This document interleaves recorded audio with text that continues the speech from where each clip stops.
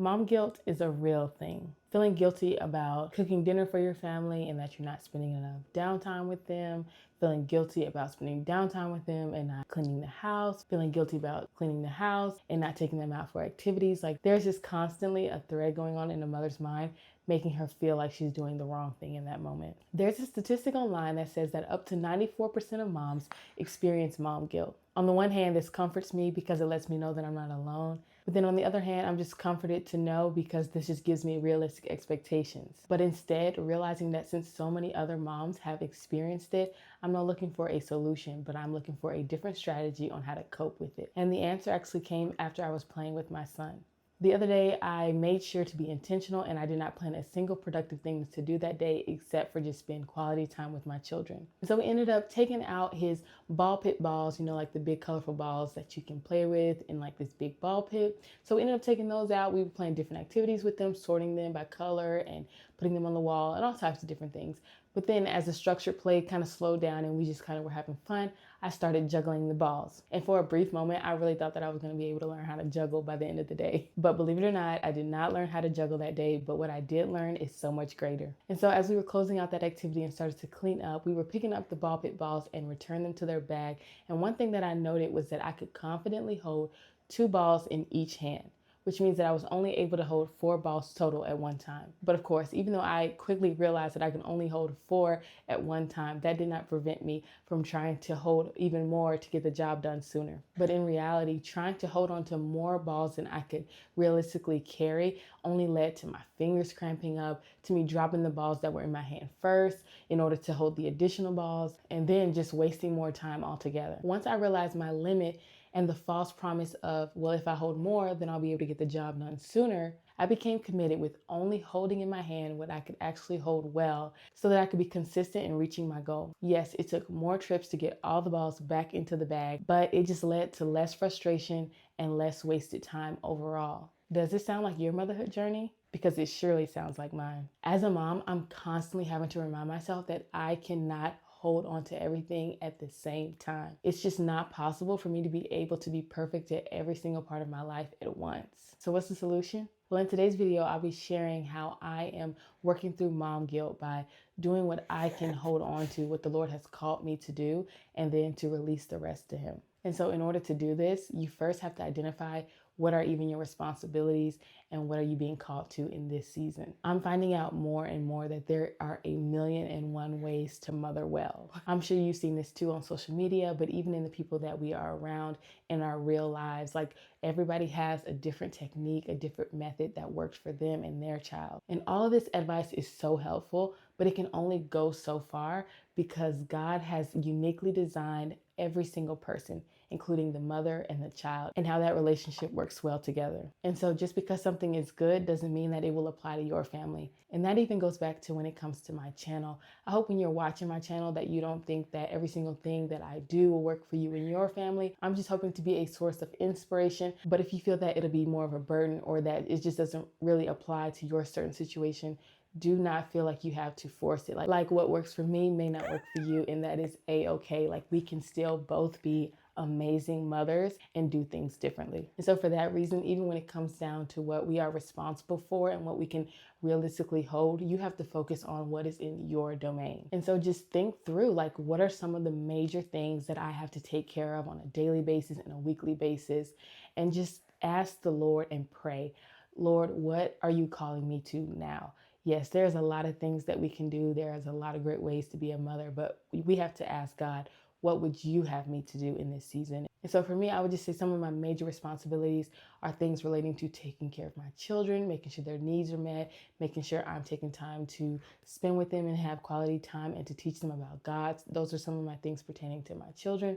But then also as a homemaker and as a wife, making sure that I have set aside quality time for my husband, that we have time to talk, and that everything isn't just so routine and mundane and that we're just going through the motions, but that we have time to just sit and talk to each other about what's been going on in our minds and in our lives so that we stay connected. And then my responsibility to my church family, attend worship, making sure that I'm taking care of my children there, and just consistently showing up even when it gets hard. I have a responsibility to myself to make sure that I'm sane. And so I try to make sure that I have some time blocks throughout the week where I can just rejuvenate, and I just try to keep that time sacred. But then also a huge responsibility is for me to maintain my relationship with God and prioritizing daily devotion with Him, time in scripture, time in prayer, and just meditating and memorizing scripture throughout the day. So those are some of the major responsibilities that I would say that I have right now. And then for this part of the process, I would just really encourage that you go to God in prayer and that you first just ask Him, what would you have me to do now, Lord, in this season of my life?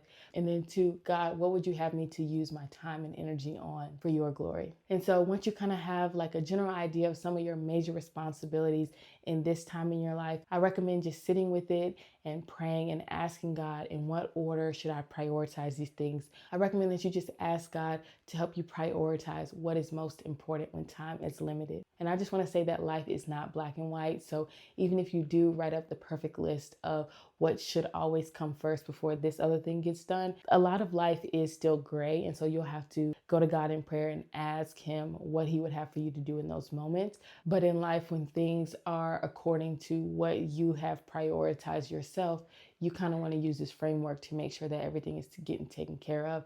And then it's also not to say that all of these things will get done in this order because that's the most important, or they will even get done every single day. It's just making sure to say that I have set aside the time that I need for this category of my life to be taken care of. And then just making sure that it's given the appropriate space at the time that it's needed and that it's not overcrowded by other things that maybe are of less importance to you. And so for me, I would say that I place a higher priority on a generally tidy and a generally clean space, because for me, my mind is clear and I'm able to function more peacefully when my environment is in a pretty good place. Because for me, when I keep walking past all this stuff out of place all day long, it's just a constant reminder and it's wearing on me to where I'm less able to adjust with things that don't go as planned. So that's a higher priority for me. But I would say one thing that is of less importance, which is still very important, is exercise. I really don't set aside specific times for that right now,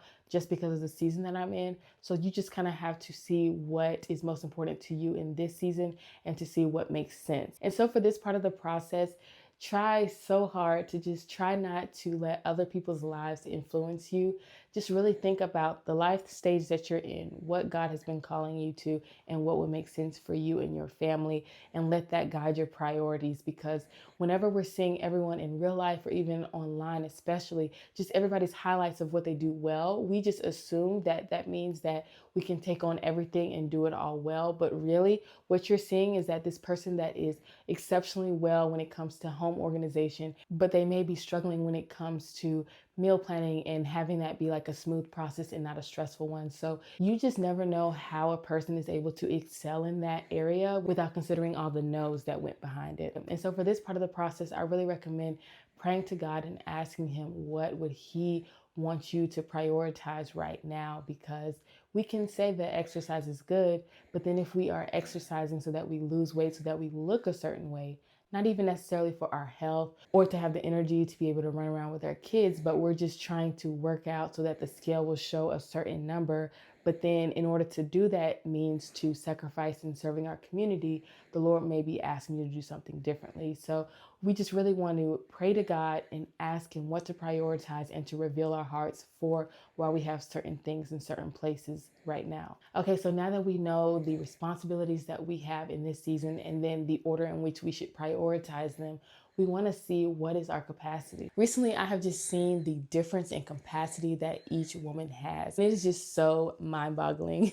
For me, I would say that I have about an average capacity when it comes to taking on things, but I have seen women around me who take on so much and they're able to do it. And that's not to say that they're doing it all perfectly or everything's in perfect balance all the time, but they're able to commit to a lot and keep going, where I'm like, whew, if I did that, I would be miserable and depressed and completely overwhelmed. And so for me, I have to be honest about that so that I'm not getting overwhelmed and burnt out and becoming resentful for the things that I've signed up for because I took on more than I could handle. And so for me, I'll go back to my top 3 on my priority list, and I'll try to create a life and just to create a daily rhythm that makes space for these things to be taken care of and done well. And so after the top 3 things have been given the proper energy and time on my schedule, I will then go back to the priority list and gradually add on one at a time, just making sure that I'm realistically adding them on and that everything that's already been prioritized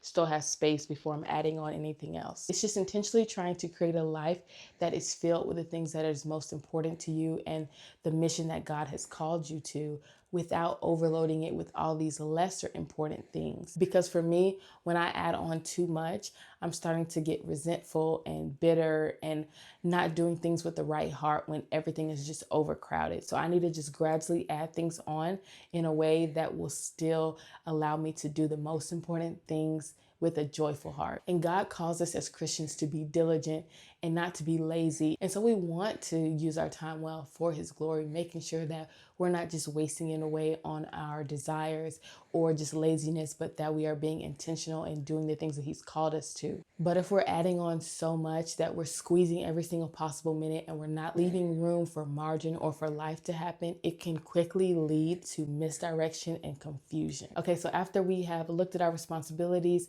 prioritized them with God, and just looked realistically at our capacity, now we can use all that information to help guide us when it comes to scheduling. As a homemaker and stay-at-home mom, it just seems that we would have all the time in the world to just wake up every day and then decide what needs to be done. And then because the role is so flexible, it seems that it would just be a stress-free way to get things done. But I found out that we don't really have as much time as we think we do to get every single thing done.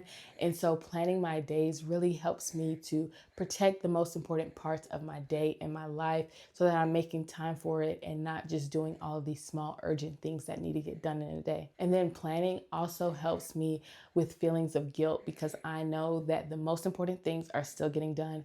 And then as time allows, I'm able to do these lesser things and plug them in as I go instead of feeling like I need to get them all done at once. If you're looking for a way to realistically plan your weeks, I've created a free brain dump and weekly planner download for you. It's helped me tremendously with reducing my mental load and managing the never-ending to-do list with clarity and without overwhelm. And so you can grab your free copy below in the description. So finally, and most importantly, we have to surrender what doesn't get done to God. And this is probably the hardest to do on this list because it requires faith and surrender to God. We cannot do it all. We have to be faithful with what God has called us to do for such a time as this, which means that we have to let go of what we're not supposed to be holding on to or juggling in this season and just trusting in God's grace and His guidance. Letting go and trusting God could look like asking for help when something needs to be done, but you don't have the bandwidth to take it on. It could look like saying no when somebody gives you a cool opportunity or something that you've been wanting to do, but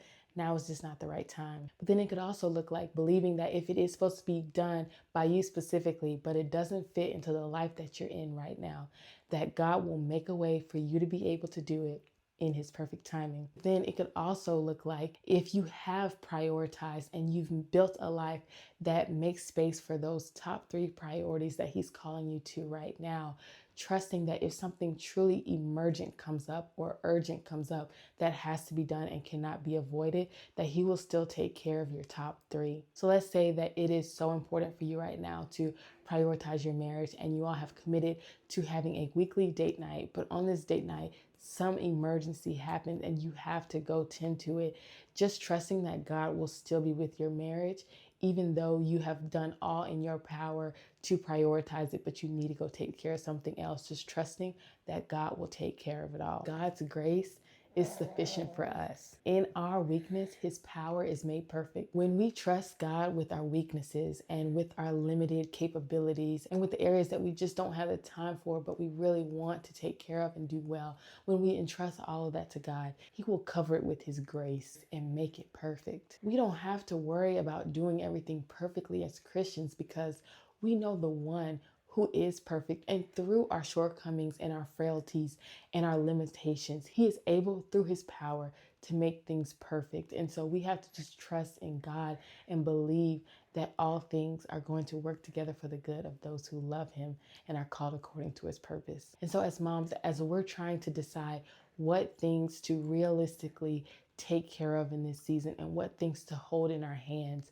and then what things to release over to God, I really encourage you to take this all to God in prayer. Pray about what he would even have you to focus on. Pray about in what order should they be done. Asking him to reveal your capacity to you, but then also stay in tune with the Holy Spirit to know whether it's a time to take on more and to trust his spirit to sustain you through it. And then just asking God to help you plan your days and order your steps with his glory in mind. And then just going to God in surrender and asking him to take care of the things that you cannot take on and trusting and believing that they will get taken care of. I pray that all of these things will help you be able to cope with mom guilt as a Christian mom, and that we will find peace in the Lord, that he will take care of everything that we have on our plates, the things that we are able to hold on to right now and take care of, and then the things that we have to release over to him. Just trusting and believing that he is working through it all. If you enjoyed this video, please like and share with a mom who you think would love to hear a message like this and be encouraged by it. And then also check out the blog for more